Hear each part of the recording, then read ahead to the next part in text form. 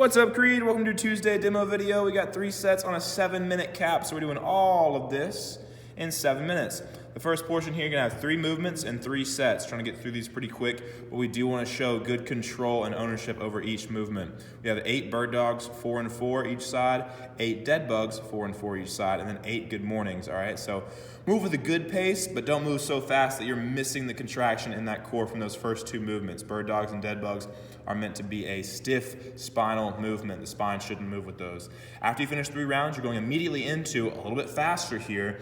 3 sets of 8 alternating groiners, 8 glute bridges, and 8 reverse lunges, 4 and 4 each leg there. So with our bird dogs, that's facing down on the ground. We're gonna squeeze that core nice and tight, try to keep that spine as stiff as possible. That means that back shouldn't round, and it also shouldn't arch when you extend that hand and that foot. That spine should stay the exact same no matter whether your arms are coming out or going in. You'll have 4 on the right arm, 4 on the left arm, as long as that opposite leg is kicking back with us. All right, after those bird dogs, we're gonna go into a dead bug. It's the exact same motion, however, you're facing inversely. Now you're facing the ceiling, so your legs are at 90, your hands are straight above head, and then as one arm goes back, the opposite leg goes out as well. That core should stay braced. Those shoulder blades may come off the ground a little bit, and that's okay. We want that to happen. We want that core to stay nice and braced. All right. After our dead bugs, will be 4 and 4 each arm and leg for a total of 8. We have good mornings here. So hands behind the head or behind the ears. We're never really putting any pressure on the back side of that head. We're not trying to pull our head down. That's going to basically entice us to want to round that upper spine, which we don't want a rounded back or a rounded neck. All right. So if you feel like your upper back's rounding, maybe your low back stays flat, but your upper back rounds. Let's try and keep that chin up and away from our chest, all right? Almost like we're looking forwards versus looking downs when we go down there. That's gonna help make you, influence you to want to keep that spine on your upper back flat. Whoa.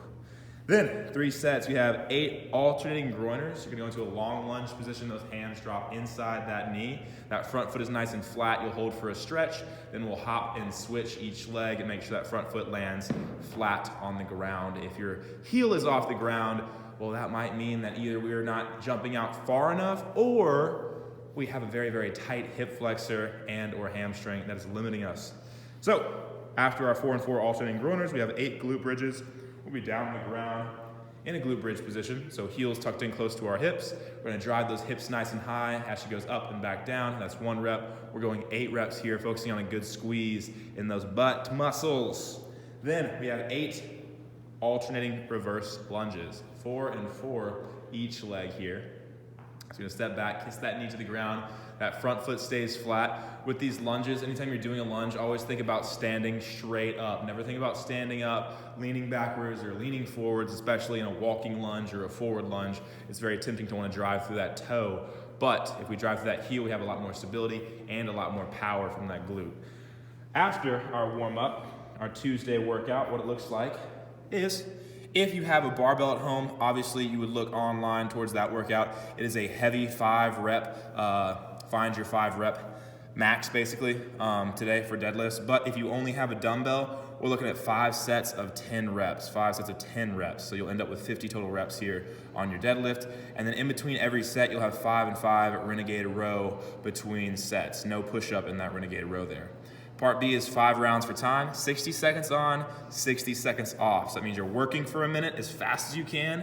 If you finish before the minute, great job. You earned yourself a little bit over a minute of rest there. We're going 10 dumbbell deadlifts into 20 sit-ups. So sit-ups gotta be quick. They gotta be quick. You have 60 seconds to get both of those movements done, which is not that much time, but you'll have a whole minute of rest afterwards. So we're looking for a sprint.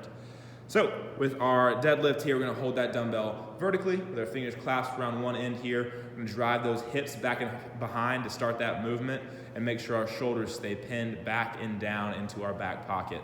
All right, as she hinges forward, she's letting her shoulders stay over her wrists. As she let her chest fall to the ground, but that spine stays neutral. And then when that dumbbell passes her knees, she begins to lower her hips to the ground to end up in a good, even position at the bottom. In between every set, like we said, we have 5 and 5 Renegade rows. So we'll be down on the ground with that dumbbell. You may have to find a little bit lighter dumbbell here for the Renegade row, but you'll start in a high plank position. She's gonna row that dumbbell 5 times on the right side and then 5 times on the left side here. She's gonna make sure that she keeps her core nice and stiff so that her hips don't rotate when she goes to row here, because it's sort of like doing a one-arm plank. So we're really looking for those hips to stay neutral and not turn or open when you row. All right, then we have our 5 rounds for time, 60 seconds on, 60 seconds off. This will take you 10 minutes here, 5 minutes of work, 5 minutes of rest on the dot. So 10 deadlifts like we showed, very heavy. Find a heavy dumbbell if you can. If you don't have a heavy dumbbell, load up a book bag with some dumbbells, or load up a big suitcase, whatever it may be. Then 20 sit-ups. 20 sit-ups, all right? With our sit-ups, we're gonna use our arms here. So we're gonna throw those arms forward, fire up off the ground, and when those hands touch the ground by her knees, if she would like to, she can push off the ground to give her that reload, a quicker reload to the ground so that she can fire up even quicker. So she's basically forcing herself up with speed and pushing herself back down to the ground with speed. All right, so both directions. If you're committing to a fast motion, most likely you'll be able to save a little bit of time there and get through all 20 before that minute is up. We will see you guys later.